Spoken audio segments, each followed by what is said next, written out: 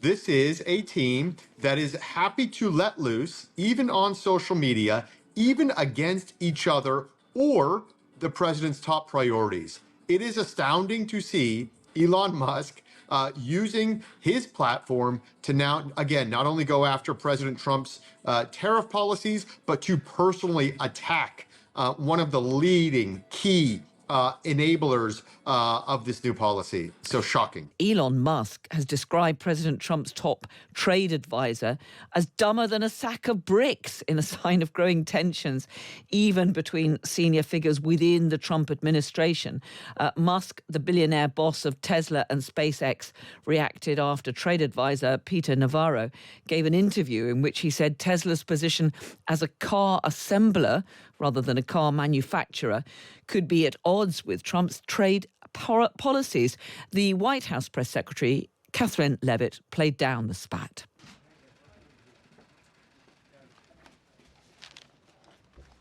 You guys ready? Great.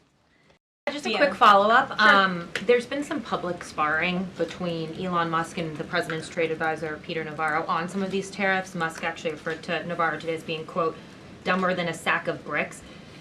Are you at all, or is the administration, the president, all concerned that this is maybe impacting the public's understanding of these tariffs? It might be messing with the message on it? No, look, these are obviously two individuals who have very different views on trade and on tariffs.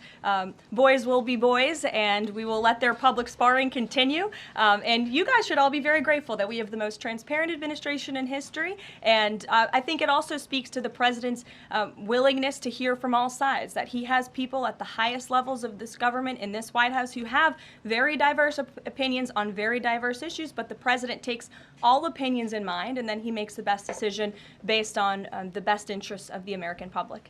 Well, Matthew Bartlett is a Republican strategist, and he served in the State Department during President Trump's first term in the White House.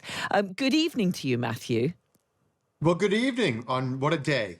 Yeah, it certainly is a hugely significant day. Let me just ask you, first of all, about that spat, which shows no sign of abating, between Elon Musk and trade advisor Peter Navarro. How serious do you think this is, given what we saw in the first Trump administration, huge rows and divisions that certainly undermined the president's first term in office? Well, I guess in the Trump years, now consistently, one does not have to ask the question, what do they really think?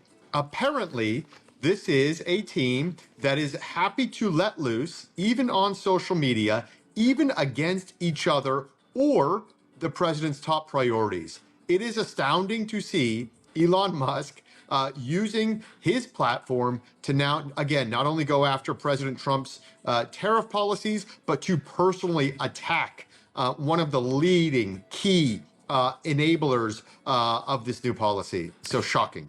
And it comes as there's a lot of speculation that Elon Musk could be leaving his role in government in any case to focus on his business interests. Well, yeah, let's just be clear. He will be. He is a special government employee. He has said this from the start. He has said in numerous interviews, even as recent as a week ago, that yes, he will be leaving. The question is, will that relationship between the president and Elon Musk continue? Odds are it will in some capacity, even if it is merely a political donor-client relationship.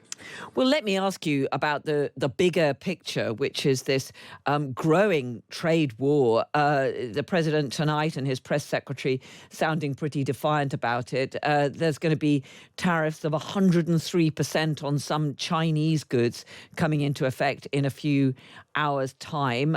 And at the same time, of course, China is imposing countermeasures on US goods sold in China. What do you make of that? Is this going to work out, as Donald Trump says, that it's going to boost the American economy? The right question, and the answer is still very, very unclear. Donald Trump was elected in part to end wars. I am not sure if starting a trade war is necessarily a good thing. markets, obviously turmoil, Main Street, many questions, people's retirement, as well as their own job securities and the purchasing power, inflation. These are all now pressing kitchen table questions. If you take a step back, yes, China. Donald Trump has been one of the first presidents to aggressively confront the growing issues around the U.S.-China relationship. I think most people would say there needs to be a realignment, maybe even a reordering of trade with China. But the rest of the world, this disruption to our domestic economy and global world order may not be in anyone's interest. So if the president can use this as leverage, we will see if this could produce better outcomes. And we've heard from President Trump and his press secretary that you've got some 70 countries all trying to do deals. What do you make of the strategy here? Do you think it is simply to force countries to the negotiating table to try to get good deals out of them? And then at that stage, many of these tariffs will be either lifted altogether or at least reduced? I hope so. I was there in the first Trump administration. We did have some smaller tariffs on China that were key, they were strategic, and they worked. This massive, heavy-handed approach, is not something that I think keeps America competitive, nor do I believe that either Wall Street or Main Street benefits from. If this is a negotiating tactic, I think it can be utilized and maybe even applauded. But if this is the new normal for trade and business in America, this new economy, I find it to be deeply troublesome.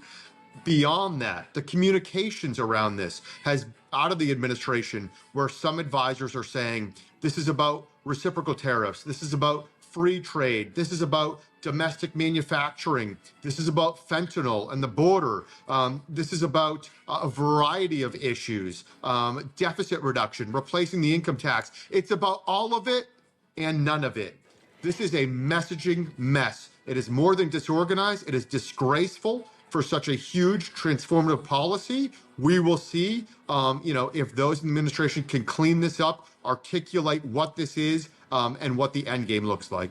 Just finally, Britain has done better than some other trading partners. We've got tariffs of 10% on UK goods going into the US, which, of course, in terms of the total number of goods imported into the US are pretty small. We've had our Prime Minister, Keir Starmer, saying that he's not going to rush to retaliate. He's going to hope to negotiate.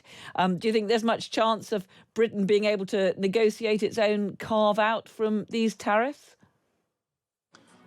Again, who's to say? But I will say that the Prime Minister's visit seemed to establish a wonderful personal relationship, which lays upon the foundation of just the strong special relationship that our two countries deeply and mutually enjoy. So one would think that the UK would be in a prime position to negotiate a new trade deal. I believe that was even discussed upon the Prime Minister's visit. And again, that should be recognized, celebrated, even enacted on both sides of the pond here. Republican strategist Matthew Bartlett, thank you so much for joining us. Great to talk to you. And thanks to all of you who've been getting in touch. Jan says she's just so embarrassed when she hears Trump talking like a barrow boy when he's the president of the United States. Kevin says the US government seems to have gone crazy, but he's quite offended by calling China the grown-up in the room, considering the censorship and disappearance of people who speak out about China, not to mention buying oil from Russia. I wish I could browse Amazon with a Chinese product filter, Kevin says. And Marcus says that what Trump is doing is a completely illegal policy. International law is being broken, and we are simply looking on.